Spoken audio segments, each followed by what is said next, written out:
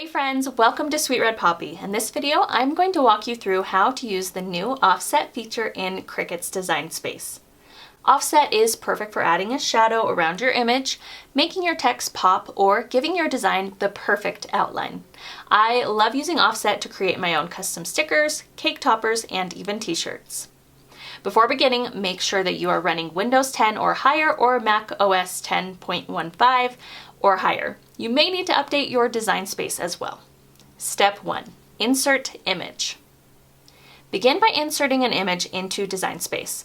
Offset works with a single layer, multiple layers, or multiple objects. It also works with text. Step 2. Select Offset. With your image selected, go ahead and click Offset. Step 3. Adjust your offset options. Adjust the size of your offset image using the distance bar or by manually typing in your dimensions. The light colored line around your image gives you a preview of the offset design. Select either the rounded or angular corner style for your offset. Weld merges your offset images so they act as a single layer. If you want to work with layers separately, deselect the Weld Offsets button. Step 4. Select Apply.